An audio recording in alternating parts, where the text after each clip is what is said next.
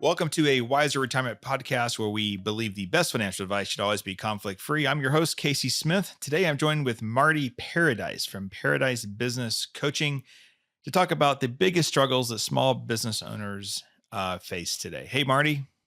How you doing, Casey? Nice to be back on the Yeah, this is podcast. a this is a three-peat, right? 3 or 4, I think. So, Maybe. We could talk for hours because I'm being an entrepreneur myself. I love these topics. I guess let's talk just briefly. Whenever I have new business owners that come on as clients, I love sharing my favorite books with them, which is Donald Miller's Building a Story Brand, Marketing Made Simple by Donald Miller. That should be a great marketing can or tool for any business owner. Michael Gerber's E-Myth Revisited is one of my favorite books. And then a book that actually sits on my desk right here. uh Let me reach across the table here. Traction, part of the EOS system, right?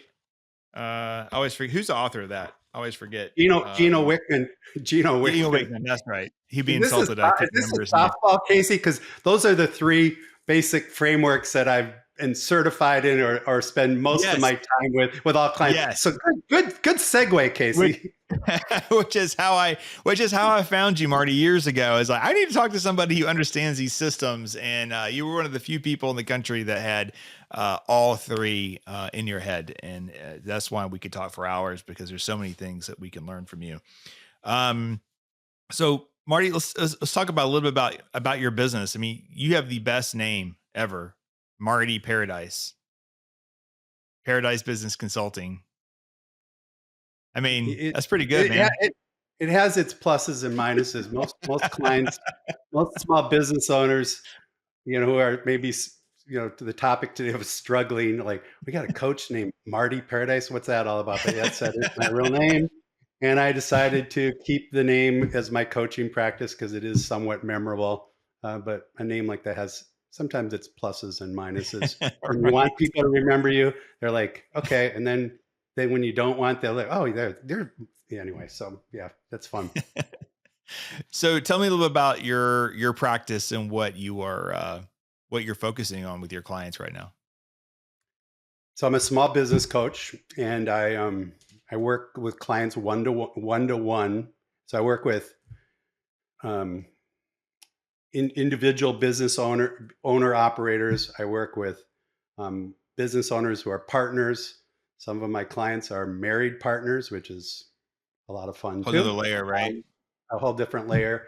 And so I have clients, kind of covering the gamut from, you know, very, I would say very small, $500,000 in revenue, all the way up to 20 million in basically every industry imaginable, and really kind of everywhere in the country. And so I don't do really local coach. Most of my clients are outside of where I live, which is in the greater Charleston area in Mount Pleasant, South Carolina. And so I've been doing this for over 10 years. I'm certified in E-Myth. Spent a lot of time with that. I'm certified in Business Made Simple, the first one book and framework you talked about. And I'm on the coach advisory board for Business Made Simple, being on Oh the wow. inside of all things going on with Don Miller and crew. And they've built a great community of coaches and have great plans and love what I do. That's awesome. Well, I know that we've had a few listeners engage with you, and as their financial advisor, I see the other side, man. You're doing good things. Obviously, they're the heroes, right? You're just the guide, but Just the guide. I've seen great results, and people speak very highly of your work. So, welcome back. So Great let's to be let's here. go ahead and hit this. There's so many positive things I think happening for business owners right now, um, but at the same time, I think we're all struggling with certain things, whether that be success or maybe failure in certain areas. But I can't think of a better time to be growing and being an entrepreneur in any other country, no matter who the president is. This is a great place to build and grow things. No, I can't think of another country that people run to unless they're trying to get away from regulation because they're doing something bad. um, that they would never rather be here in the good old USA. But we still, the E Myth book is always hits home every time I reference that, because I see so many people that create jobs for themselves, but they don't really build anything beyond a job.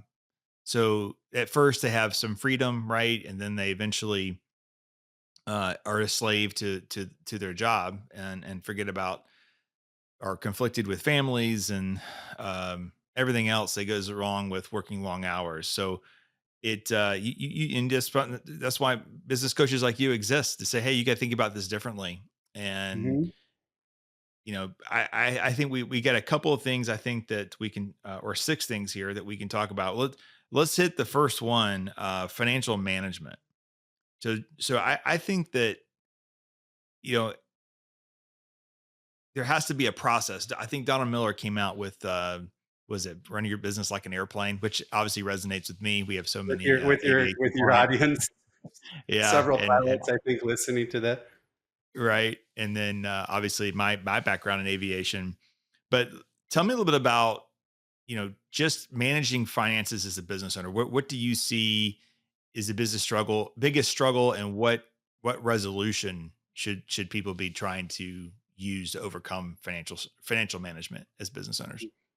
The one thing, just to back up a little bit, I know the podcast is entitled, "The Top Struggles of a Business Owner," but one way I kind of like, words matter, so you can use the word struggle, you can use the word issue, you can use the word challenge, you could use the word problem, you can use the word, whatever term you want, but basically, struggles are problems in the business that happen over and over again, that are really preventing the business from reaching its objectives, or its goals. And so I'm just thinking about all the various types of struggles or issues that and challenges that business has. It can be overwhelming, but I think, kind of as you framed this talk today a little bit, but just breaking it down into the certain main areas of the business. But in my experience, business owners, I think we all have issues.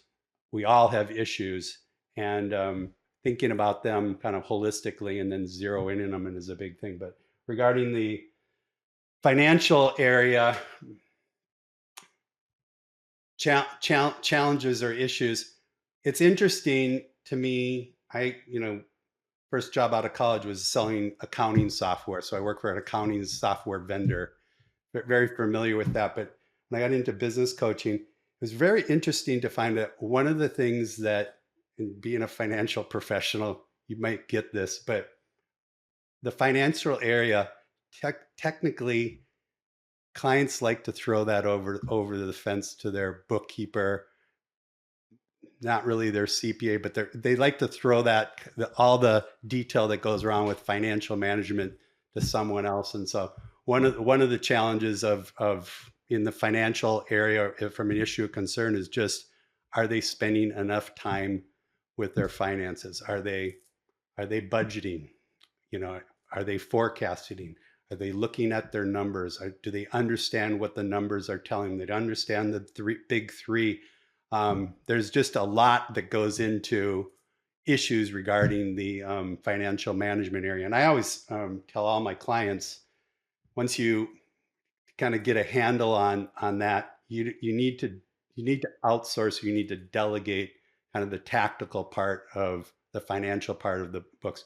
But you can only do that if you really understand the pieces and how you're going to step up your game and become more of a business owner, kind of a, I wouldn't say, most of my clients don't have a CFO, but they do have kind of a controller type person, or a higher level person, or at least a really solid bookkeeper who can kind of keep track of that for you. But raft of issues with regard to money, and so there's a lot to that. So Yeah, what is that saying? You can't control what you don't measure. you Um, can't manage what you can't measure. yeah, And you can't manage what you can't measure. So you have to look at P&L. I would say at least on a quarterly basis. For some businesses, maybe on a biweekly basis. But you have to look at that P&L and you have to understand what it's telling you, and you can change direction very quickly if you see a problem. But if you wait till the end of the year and go, oh, my margins there were only 3%. That's not good. Or I had negative margins. So yeah, I totally get that. So if my current clients are only looking at their big three or their financial statements, primarily their P&L or in their income statement, um, they're only doing that three or four times a year. I'm doing something wrong because that's something I really Right. try to like. Hey, I know you've been doing it this way, but you have to eventually. And it's somewhat painful, but you have to forecast on from previous year, kind of look at what the next year is going to come up. You got to line that up into a budget, and it's some work getting that mechanics Yeah. into your financial systems. But when the hard work, just like any system, once you kind of put it in and kind of do that work up front, monitoring your P&L and understanding the variances and the reports and what the information is telling you is key. But if you don't kind of do steps A, B, and C to get to that point, it's almost impossible because you don't trust the numbers. You got Right. chart of accounts that are all messed up. You got things categorized incorrectly. I mean, just a lot of hygiene that goes into building a I've seen strong financial system. I've seen P&Ls over the year that were the income. This is a company that sold multiple products. The income was just income. Just income. Didn't tell what widget, just income. So yeah, it's it's kind of funny, but at the same time, a lot of times business owners aren't necessarily good with the finances, and they're not supposed to be because that's not their strong Right. suit. Their strong suit Right. is building something and selling it or another type of service. So it's not something they should be kicking themselves about. They need to understand that they need someone to keep the chart of accounts or keep the books in order, and then they look at those reports to help them make managerial decisions. That's what it comes down to. It really which does which come kind down of to segues into our next one, which is time management. This is probably got to be the hardest for business owners. You know, people will often say, "Oh, you have your own business, you can just do whatever you want," and you're like, doesn't exactly work that way, does it? no, You do have not flexibility. You do have flexibility. If you have to be at the kids' recital or you have to be at the kids' whatever, you should be able to make that work. But it doesn't mean you don't. There's not a cost to that they're not working later, right? So when you think about time management, I kind of think about, when you break down a business into its pieces, Don Miller uses the cockpit to symbolize leadership, but leadership is a time management, priority management, and all the things that kind of go into that is definitely a leadership thing. So if you're not in control of your time, you're not in control of your business, and you have to eventually figure out, where am I spending my time, and am I spending my time on the most important things that are going to grow and scale the business? And unfortunately, a lot of times they're spending time, on the things that maybe somebody else could be doing, or they're spending time on the easy stuff, and, Mhm. and then the time just kind of goes. And so balancing time management, thinking about how you kind of deal with that. And we have kind of from the E-Myth world, we had, just a way of thinking about your business, and kind of the old, are you working in it or you're working on it? And most small business owners are going to be spending, at least in the early stages, are going to be spending 75% of their time in it, doing Yeah. it.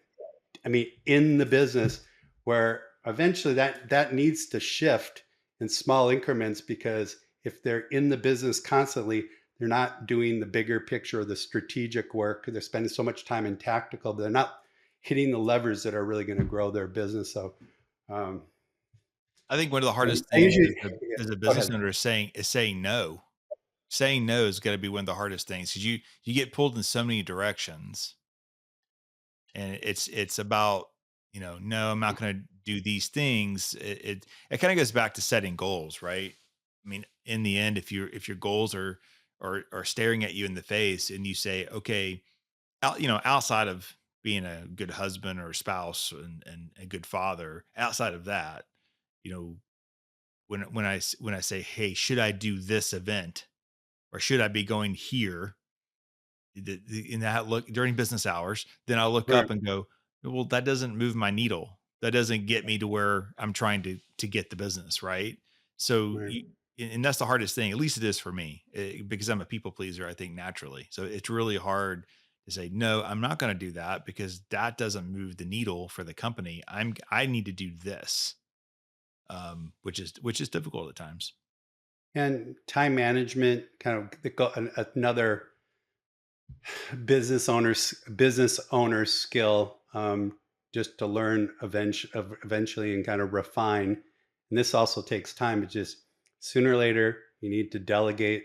You need to delegate things, and just there's this adage is like no one can do this job better than I can, and that thinking has to just eventually go. And then if you can learn to kind of get things off your plate, you is a way to think about, kind of improving how much time you have available to do things that really Yep. do move the needle. So I get it completely, but that is a Which struggle. That is a challenge. That is an issue. That is a problem. It's also an opportunity for every small business owner to really think about that. Which really kind of takes us to another point. I'll skip one here. I think this is a good segue, Marty. Human resources. So, man, what a tough time it is right now to find employees. And then when you have employees, we've all had that employee at some point that just drives us crazy. Like it's better for them not to be here, right? And I have so many people that I've leaned on over the years that have told me, fire fast, hire slow. And it's tough to hire slow because sometimes the pain's just like we got to get more people in the door. But then you worry about changing your culture and because of this new person. And there's so many factors when it comes to hiring and managing people. We had a good friend of mine was interviewed recently on a podcast that's very industry focused for financial services. 20,000 downloads an episode. I mean, the huge Wow. podcast. We all listen to it, and he he had a great point. He says we're growing so fast that I had to choose between clients doing what they want or making sure that my people are happy. And it's like you can't have happy clients if you don't have happy people. Right. And I was like, wow, that's so true, right? I mean, we have to choose sometimes. Like, am I going to take on all these new clients, or am I going to make sure that my team has good work life balance, so that when they receive phone calls or requests from existing clients, that everything gets done in a joyful manner, right? So and then you try to hire people. We talked about this offline, but you try to hire people right now. It's just tough. It's a whole new world. I mean, there's a raft of issues and challenges with just I use when you say human resources, to me that's like a department. But That's true. and my wife is a chief people officer. Right. She's like, we don't use the word human. Right. But we're saying the same thing, but Yeah.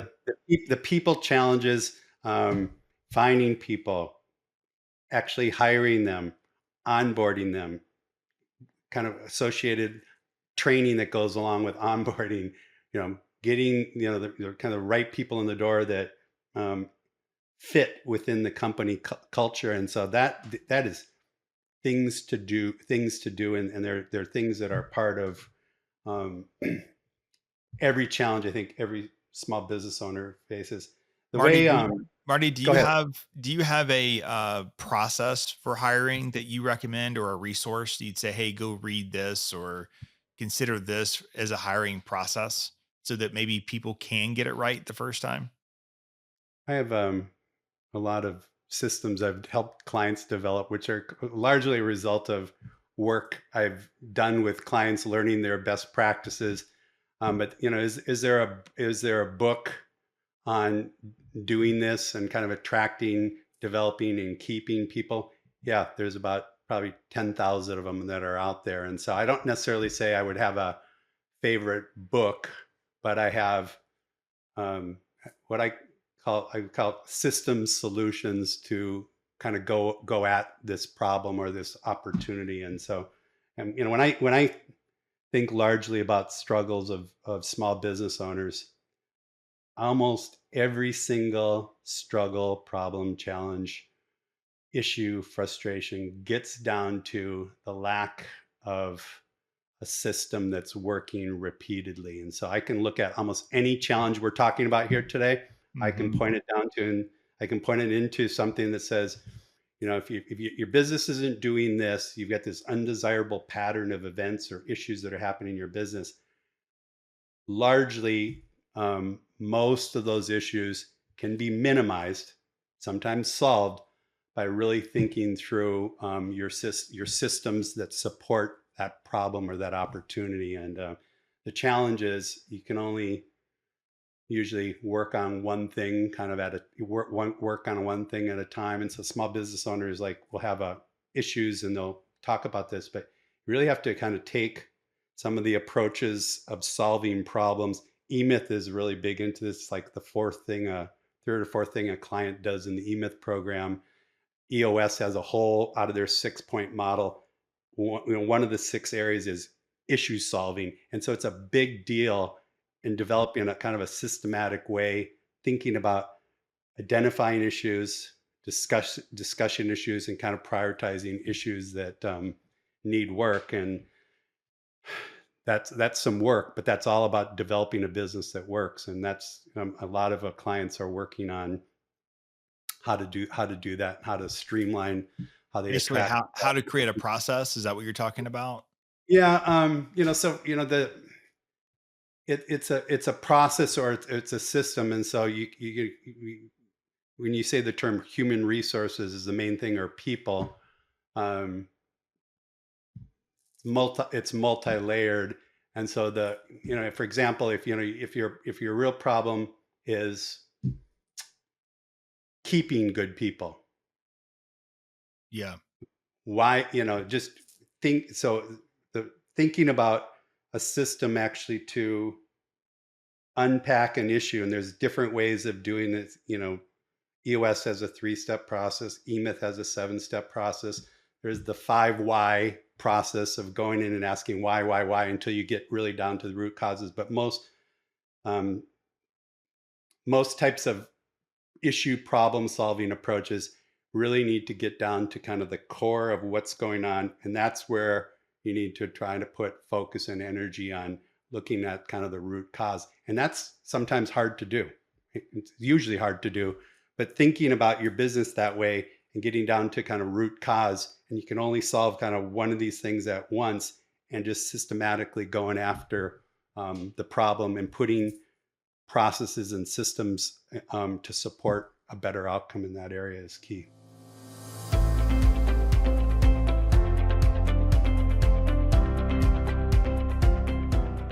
Are you curious why annuities keep coming up as a potential investment option?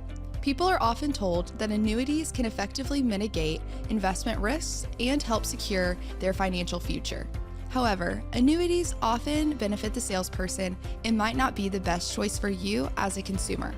To learn more about the various types of annuities, the negatives of owning them, and better investment alternatives, we have a free ebook on our website just for you. To download our ebook, Buyer Beware, Why Do They Keep Trying to Sell You That Annuity? Simply click the link in the episode notes or visit wiserinvestor.com/guides. Now let's get back to the episode.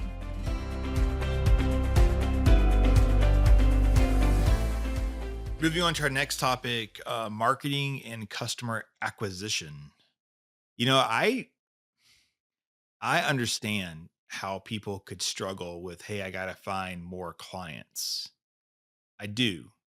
But man, I'm in an industry that we used to have to pound the pavement.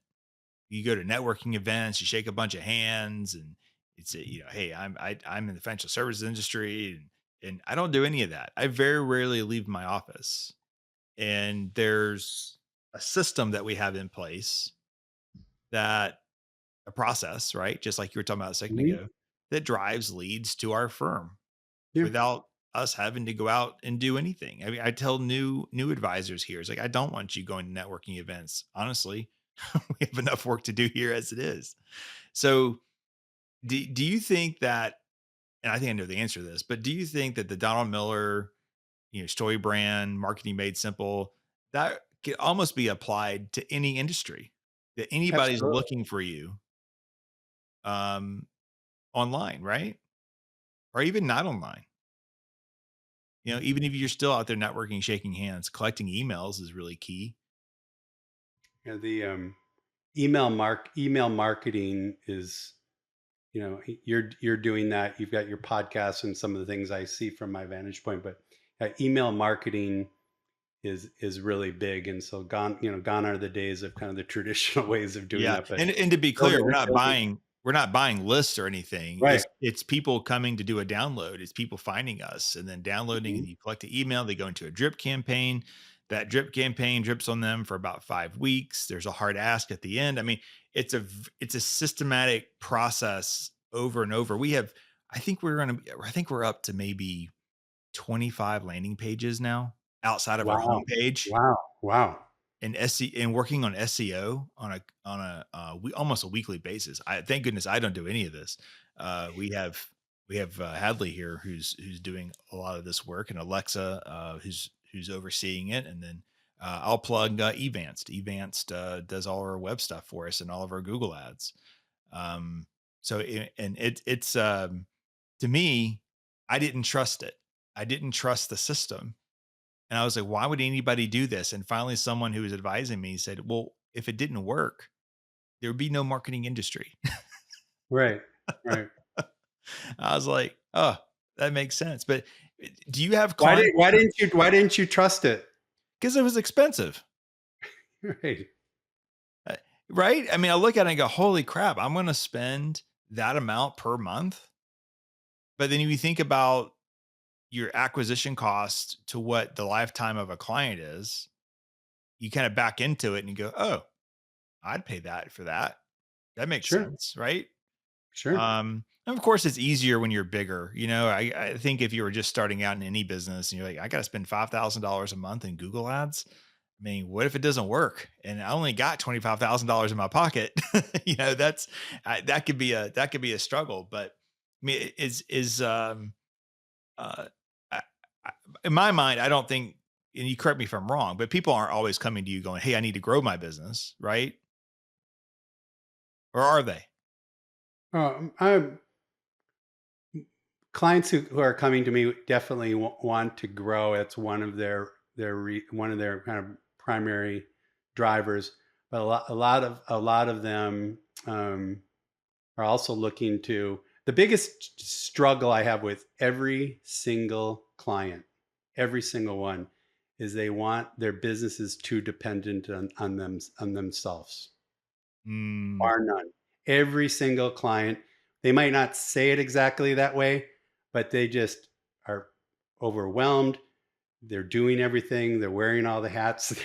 They're having to worry about marketing and customer acquisition and email drip campaigns and organizing HubSpot systems and right. podcasts. Yeah, I mean, you name it. Their CRM system and just everyone. These are things when when you're small, you've got to be. You don't have a marketing department. You don't have an HR department. You don't have you don't probably have a big financial team, and so they're all kind of in the weeds in these areas, and they need to kind of break through to do that. But a lot of them, my clients that come to me are like, God, I just wish this thing would just run with a little bit less of Casey or a little bit less of me. It's their Right. dream. And it can Right. happen. It can happen. It's some work to make that happen, but that's the probably the number one struggle above everything else. And all these areas you're talking about just are part of that overall I think big struggle or that's problem, in I the think. first that's in the first couple of chapters of E-Myth, I think, is where they talk about building out your organizational structure, and you build it out not how it is, but how you want it to be in the Want it to future. be. Hmm. And I still do that. I keep journal. Every time I think about this stuff, I write it down, and I go back 4 or 5 years ago, and it's somewhat the same, but then you learn things. You're like, really didn't need that there. We could have done it this way, you know? Um, yeah, that, it all kind of what you That's just said. part of your, yeah, that's part of your people, your human resources area. Just what's what's your organizational strategy? And there's that process that you're reading about in the book is just like thinking about how many hats you're wearing, Yeah, what positions you're in, and quite frankly, you could be in this box, this box, this box, this box, the owner operator box, and maybe probably some others. But how do you eventually think about eventually firing yourself from those positions, hiring a Hadley or hiring someone to do this and to do this and to right. this, and it just gets back to freeing up your time and making other people kind of doing the work of the business. But yeah, that's a or small businesses, even if you're two or three people, you need an org chart. And Yeah, absolutely. your name's gonna be in a lot of boxes. Right. Well, you know, on the same lines of marketing, you have building a brand, and those are two different things. Yep. Marketing, client acquisition, you're grabbing clients, building clients, but there's also just the brand of your business. I tell them this way: it's like it's me advertising or sponsoring the art museum. Name's up on the front of the art museum, but it's just building a brand. They recognize it, right? Mhm. Where where marketing is the drip campaigns and the white paper downloads and the free advice, right? And just to kind of get people hooked on what we can do for them. And it'd be you work with a client, I know that does like SEO work, right? Search engine optimization kind of stuff, web work. It'd be like them saying, these are 3 tips, you know, that make your website more visible. And then you download that, and then you then send them some emails every so often saying, hey, don't forget about us. We can help you with this.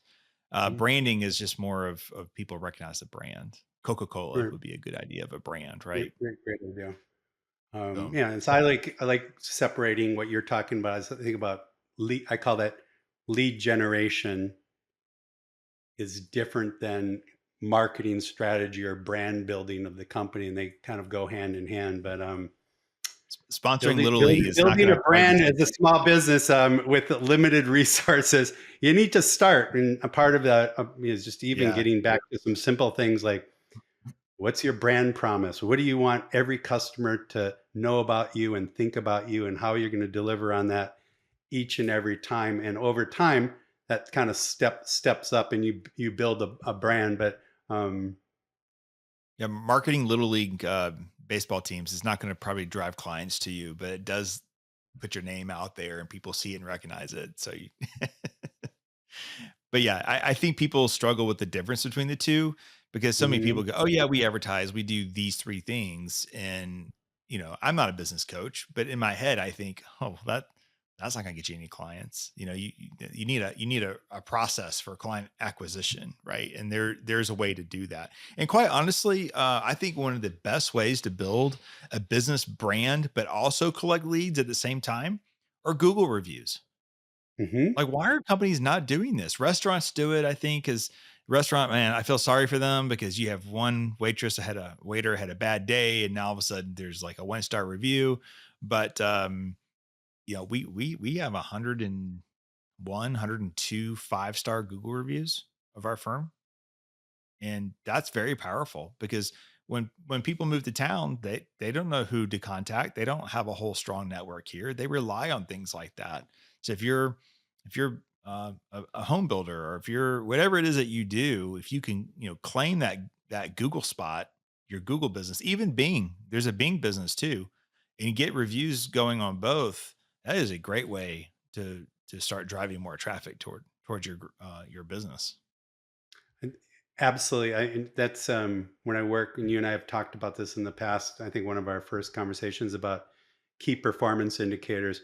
Um, you know, two clients this week when we're kind of building that out, just to start tracking positive 4+ Google reviews, and it is absolutely critical. Um, Not only to be getting the 4 and 5 star reviews, but also looking at kind of the problems or issues of why someone gave you that crappy review or rated you a 2 or 3 or something, which is obviously you don't want.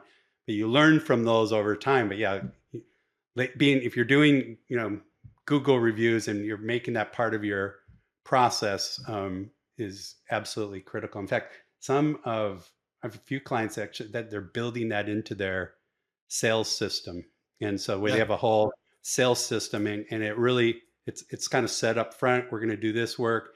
At the end of the work, we've got kind of these steps we're going to go through. Make sure you're satisfied, and then at the end, we do want you to give us a good Google review. And you see this in Mhm. everywhere now You of do. whatever Yeah. you're doing. I like I was in Florida last week, and I used 3 rover sitters, and like they're on me to watch my dog while I was traveling into some Right. Airbnbs. Like I'm just getting banged up for like Google reviews and positive reviews, even on their platform. But it's so powerful. I mean, it is powerful. It is. We take that even a step further in that we do Mailchimp, or I'm sorry, SurveyMonkey. Survey So at the Monkey. end of each of our major planning, so the initial planning and then the review meeting, any review meeting, we send them a survey and we ask them some key questions. And then that gives us an opportunity. If they had a problem, they can fill that out. It gives us an opportunity to address it before it hits a Google review. Okay. So hopefully, right before they go to Google, then we've addressed the issue. And quite honestly, we haven't had any issues. I've had one person leave us a 1 star review. I remember it like it was yesterday, and it wasn't a client; it was a prospect. And basically, I think one of our advisors was just had a bad day. Maybe he's a little Having a bad grumpy, day. but basically, yeah, it was like he told her she shouldn't be investing, and she shouldn't have been. She had $20,000 in credit card debt, and she wanted to invest, like $50,000 inheritance. And so he's basically saying, "Hey, you need savings first, and you need to get rid of this credit card debt, and then once you've decided to do that, give us a call back." Well, I was at a Chick-fil-A with my family, and I remember I saw the review come across. I looked up the name in our scheduler, and I called her right away. I went to the car, I put down my meal. I didn't even eat my dinner that night. I called her and I said, "Hey, let's talk through this." And she went back and she changed it to a 5 star review, which I didn't ask her to do. Okay. Nice. But I just said, "Hey, let's talk through this." And I told her the same thing. I just told her a different way. So yeah, it can be moments of In panic all, because you. in all your age and wisdom and charm from doing this for years and years and years. Yeah, So sounds like your financial advisor maybe was having a bad day, maybe being a little bit too blunt, and then all the, right. the prospect was probably thinking she had some unrealistic expectation. Maybe Yeah. she was having a bad day, and those two together. I'm glad you fixed that, Casey. That's I mean, awesome. that $50,000 to her was may have been 10 million based Oh on her yeah, lifestyle. yeah, So it was a big yeah. number, but yeah, there's like there are certain things you have to do. And so as a business owner, man, that would drive me crazy if you just kept getting 1 star reviews. But also, hey, maybe it fixes the problem. And if I was running a restaurant, you can't really control that because you know, especially like fast food or something. But you can start reading them, and then you can start fixing things, and you can drown out the negatives with the positives. And hopefully, a year or two later, right? Then there's all the problems are gone. But the same way with VRBO or Airbnb rentals, people leave feedback. I've not rented places Mhm, because of the feedback. I've read, oh, mhm. dirty, ooh, rats, ooh. Ooh, no. Where are you looking? Where are you going on vacation? No, there's just some really good pictures out there, and then you start reading Yeah, through reviews, and you realize that it's never prepped properly, or all these people have problems, or the owners are unresponsive, and you're like, I don't really want to deal with that. So it's out there for a reason. Um, Last one, man, this is something that I'm even struggling with, and maybe everybody does. But there's starting a business, there's delivering good service, and you know that it's working, but then you got to scale it. Man, is that difficult? Marty's Yes. nodding his head for those of you not watching the Like, video. I'll just say yes. I don't know where I go with that one. I mean, well, I mean, how do you scale a business? I think it takes a unique individual to scale fast, efficiently. I think you have to be a little ruthless, maybe at times, in your decision making when it comes to people. And because Marty, let's be honest, the people that got you from point A to point B are not going to be the same people that get you from point B to point C. Your personnel is going to have to change. People have to have a big mindset. They also have to be on that bus of growth and busyness, and and not everybody wants to do that. Some people just want to come to work, punch a couple of keys, and go home. You're missing one. The leader also has to change. The different mindset of kind of starting your little baby and kind of getting it going and getting a few employees and getting some wins, Right. getting some success, maybe making some money, making a profit, but like to take it to the next level, not only need people, but the leader has to have a mindset of how am I going to take this business to the next level? How am I going to scale it? How do I go about doing that? Where do I need to start scaling? What's working? What's not working? How do I think about the type of systems I need? Because the only way you really can scale a business is you develop systems and just repeatable ways. So things just kind of Yep. happen friction. I use the term friction free, but just getting to the point where your business can kind of run and scale. The only way you can do that, great leadership helps, great employees help, success helps, but to scale it, you do need to develop kind of repeatable systems for all these areas of the business that we've been talking about for the last 45 minutes. Every Chick-fil-A I go to across the country has the same sandwich. It tastes the same. Has the same tea that tastes the same. Has the same my pleasure after they hand it to me. Man, what a great example of how to build and scale something. I guess Ray Kroc at McDonald's was the first version of that. But Right, right. um, yeah, man, it's hard. It's hard to do, especially in a service-based business. Um, but we're working hard here to figure that out. I think we've made probably, we're probably 80% there. Good for you. Um, but it's you think about from our standpoint is what is financial planning? And you have to write a process that everybody in the firm, every advisor, every associate is checking off these boxes as they go through the process, that everything has been touched, it's supposed to be touched, that there were no shortcuts. Right. Right. And now you could have bad people and you could check a box that I did this. Yeah. Well, it wasn't done. That's a whole nother problem.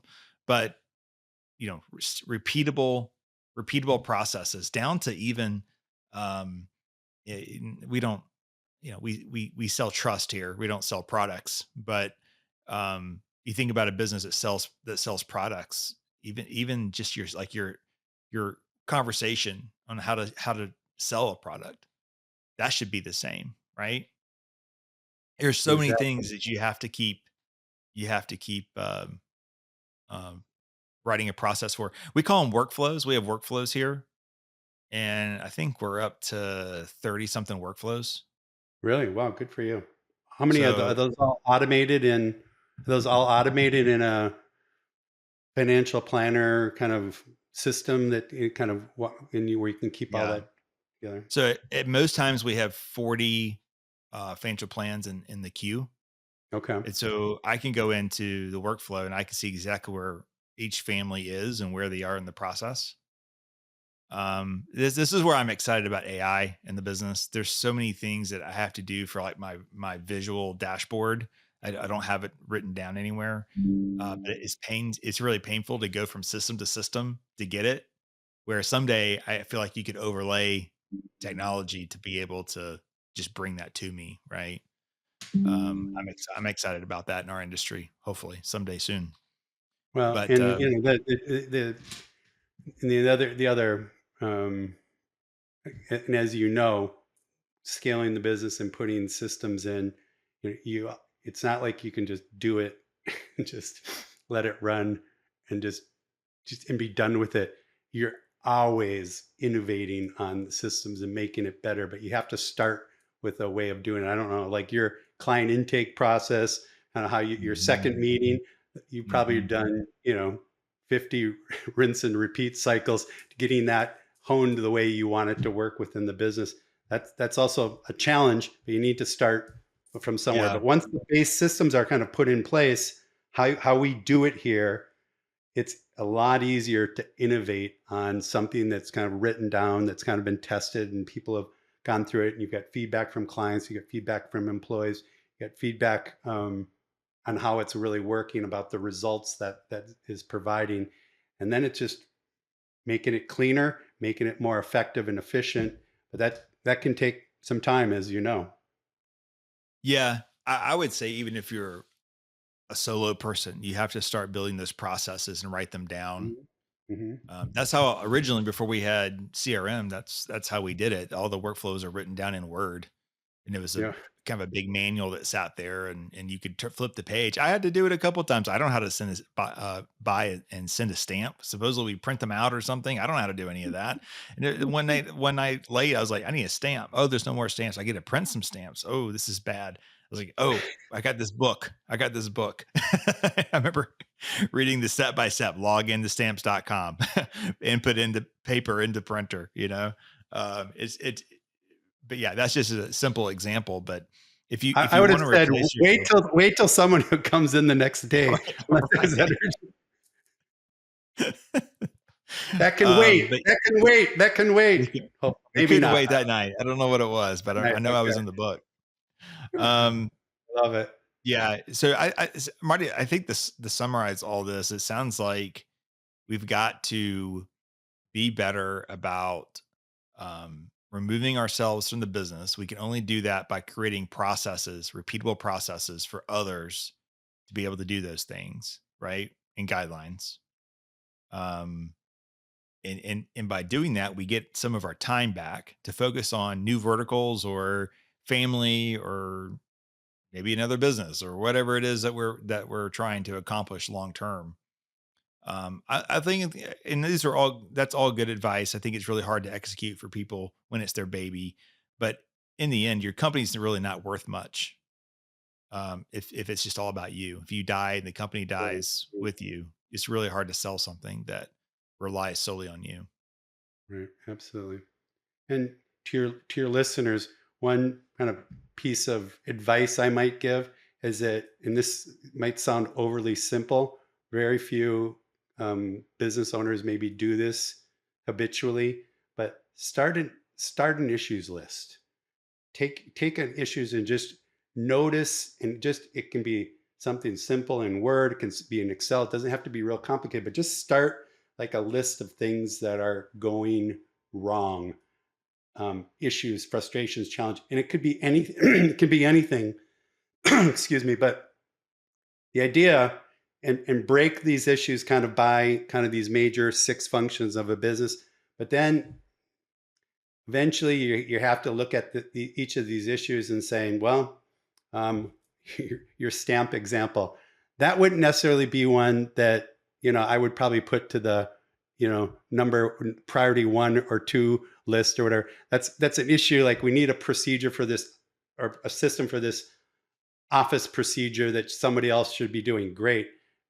Casey experienced it late night while he's trying to get a book out for a client. It's kind of like, start getting in the habit of listing and documenting your issues and really point out what's going wrong. Then there's another step of like saying, okay, what's this issue costing me? Clients, Mm. employees, um, whatever. What is this issue costing my business? And getting a handle, doesn't have to be exact, but that, what is the cost of this issue in my business? And getting them into a list is probably the first step that I would advise your listeners to do. And then once you have that done, you have a way to start thinking about, how do I go systematically solve these things? And with all my clients, I tell them in their quarterly plan, they're working on their key numbers, they're working on their key measurables, and working on some business building things as part of their priorities. But I'm also asking them, like, what are 1 or 2 issues that you want to solve? Usually it's minimize so that issue doesn't keep repeating forever, because these can stack up on you. And so handling issues, solving issues, struggles is a business owner's skill. And there's ways to do this, and you have to have a way of thinking about them. So hopefully they go away and you just make, the business achieves its goals and the owner spends less time in the business. There's less problems, and it's a beautiful thing. So It's a journey for sure. it's a journey. It's a journey. We have a couple of other episodes listeners might be interested in. Episode 176, Tips to Grow and Scale Your Small Business with Marty Paradise. Episode 138, Making Your Business Less Dependent on You. That is in our show notes. You can link directly to that. We also have a YouTube channel, A Wiser Retirement. 2 couple of videos, how to reduce taxable income as a business owner, and then tips to growing your small business. Those are all additional resources. We also link to Paradise Business Coaching on our show notes as well, where you can connect with Marty. Marty, thank you for coming back on and doing this. These always go a little longer than our normal podcast, just because these are important topics, and They are. they're we could sit here and talk for hours. Just when you were kind of finishing your last sentence there, I was thinking about, goal setting, business goal setting, so important, right? And what I call is moving rocks, right? Those are the rocks you got to move to get to your goal. All those things that keep getting in the way. So we could have a whole nother episode on that. But anyway, thanks for listening to today's episode. If you're interested in learning more about Wiser Wealth, you can schedule a consultation with us online. And again, if you want to see Marty, I think you can book with him online or reach out as well. Absolutely. All right. Thanks, Marty. We'll see you next time. Thank you, listeners. All right, Casey. Thank you very much for having me on.